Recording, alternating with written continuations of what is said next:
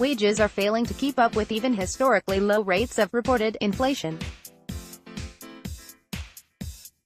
Again, we point out that it is likely that your inflation, if it includes the non-discretionary items listed above, is higher than reported inflation, and the graph below is actually worse than it appears. But this is nothing new, as corporations have failed to share the wealth for the last couple of decades.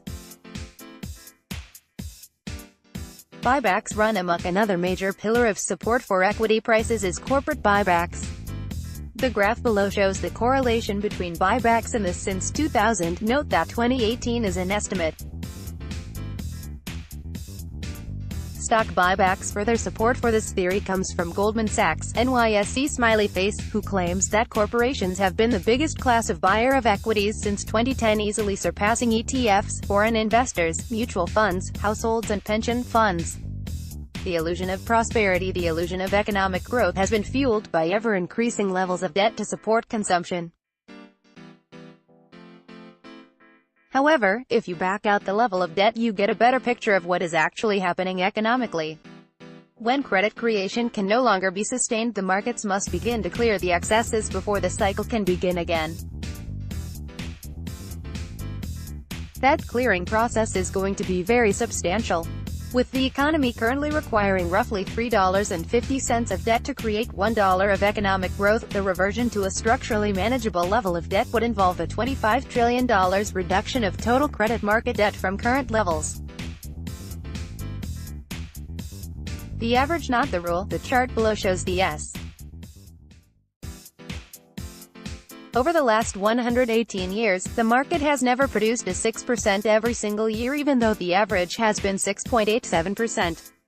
However, assuming that markets have a set return each year, as you could expect from a bond, is grossly flawed. While there are many years that far exceeded the average of 6%, there are also many that haven't. But then again, this is why 6% is the average, and not the rule. Borrowing from the future, as I discussed in Sex, Money. Beginning in 1990, incomes alone were no longer able to meet the standard of living, so consumers turned to debt to fill the gap. However, following the financial crisis, even the combined levels of income and debt no longer fill the gap. Currently, there is almost a $7,000 annual deficit that cannot be filled. In the past, when Americans wanted to expand their consumption beyond the constraint of incomes, they turned to credit in order to leverage their consumptive purchasing power. Steadily declining interest rates and lax lending standards put excess credit in the hands of every American. Such is why, during the 80s and 90s, as the ease of credit permeated its way through the system, the standard of living seemingly rose in America even while economic growth slowed along with incomes. Always optimistic since the end of 2014, investors are paying twice the rate of earnings growth. No matter how you look at the data, the point remains the same.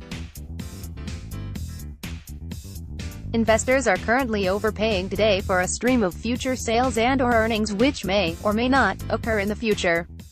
The risk, as always, is disappointment. Yields tell the story as shown. When the spreads on bonds begin to blow out, bad things have occurred in the markets and economy. Yields and the 10-year T-bill for the Federal Reserve. The next financial crisis is already in the works.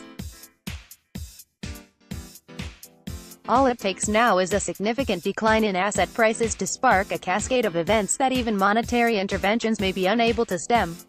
Economic realities. Unfortunately, as much as we would like to believe that Navarro's comment is a reality, it simply isn't the case. The chart below shows the 5-year average of wages, real economic growth, and productivity. Wages and economic growth. Notice that yellow shaded area on the right. As I wrote previously, following the financial crisis, the government and the Federal Reserve decided it was prudent to inject more than $33 trillion in debt-laden injections into the economy, believing such would stimulate an economic resurgence. Leverage. There are two other problems currently being dismissed to support the bullish bias. The first, it is that while investors have been chasing returns in the can't-lose market, they have also been piling on leverage in order to increase their return. Negative free cash balances are now at their highest levels in market history. Yes, margin debt does increase as asset prices rise. However, just as the leverage provides the liquidity to push asset prices higher, the reverse is also true. The second problem, which will be greatly impacted by the leverage issue, is liquidity of ETFs themselves. When robot trading algorithms begin to reverse, it will not be a slow and methodical process but rather a stampede with little regard to price, valuation or fundamental measures, as the exit will become very narrow. Simple method of risk management. The chart below is $1,000 invested in the S. The reddish line is just a buy and hold plot, while the blue line is a switch to cash when the 200 DMA is broken. Even with higher trading costs, the benefit of the strategy is readily apparent. To Ben's point, what happens to many investors is they get whipsawed by short-term volatility. While the signal gets them out, they fail to buy back when the signal reverses. I just sold out, now I'm supposed to jump back in? What if it crashes again? The answers are yes, and it doesn't matter. That is the just part of the investment strategy. But such is incredibly hard to do, which is why the majority of investors fail at investing over time. Adhering to a discipline, any discipline, is hard. Even buy and hold fails when the pun exceeds an individual's tolerance for principal loss. Debt bubble. Rising interest rates are a tax. When combined with a stronger dollar, which negatively impacts exporters, exports make up roughly 40% of total corporate profits. The catalysts are in place for a problem to emerge. The chart below compares total non-financial corporate debt to GDP to the 2-year annual rate of change for the 10-year Treasury. As you can see, sharply increasing rates have typically preceded either market or economic events. Of course, it is during those events which loan default rates rise, and leverage is reduced, generally not in the most market-friendly way. Not what it seems in the past. When Americans wanted to expand their consumption beyond the constraint of incomes, they turned to credit in order to leverage their consumptive purchasing power. Steadily declining interest rates, and lax lending standards, put excess credit in the hands of every American. Such is why, during the 80s and 90s, as the ease of credit permeated its way through the system, the standard of living seemingly rose in America even while economic growth slowed along with incomes, interest rates, wages and inflation. As I recently discussed with Sean Langlois at MarketWatch, with a deficit between the current standard of living and what incomes, savings and debt increases can support, expectations of sustained rates of stronger economic growth beyond population growth becomes problematic. For investors, that poses huge risks in the market. While accounting gimmicks, wage suppression, tax cuts and stock buybacks may support prices in the short term, in the long term the market is a reflection of the strength of the economy. Since the economy is 70% driven by consumption, consumer indebtedness could become problematic. Employment illusion. Why are so many people struggling to find a job and terminating their search if, as we are repeatedly told, the labor market is so healthy? To explain the juxtaposition of the low jobless claims number and unemployment rate with the low participation rate and weak wage growth, a calculation of the participation rate adjusted unemployment rate is revealing. When people stop looking for a job, they are still unemployed, but they are not included in the U3 unemployment calculation.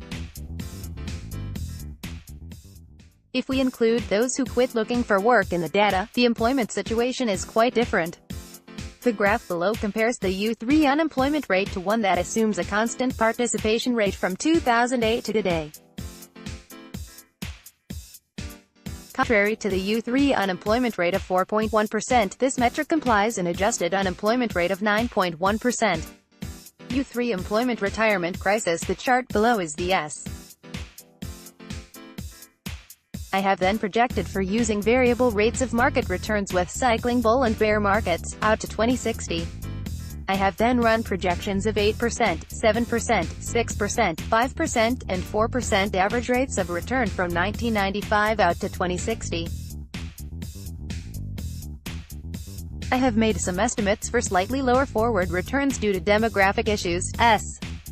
It is the same problem for the average American who plans on getting 6 to 8% return a year on their 401k plan, so why save money?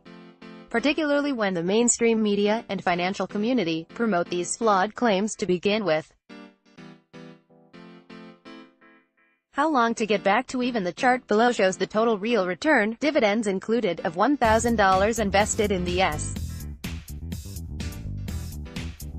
While the periods of losing and recovering are shorter than the original graph, the point remains the same and vitally crucial to comprehend. There are long periods of time investors spend getting back to even, making it significantly harder to fully achieve their financial goals.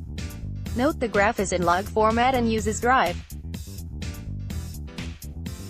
Robert Shiller's data. The most obvious is that investors do not have 118 years to invest.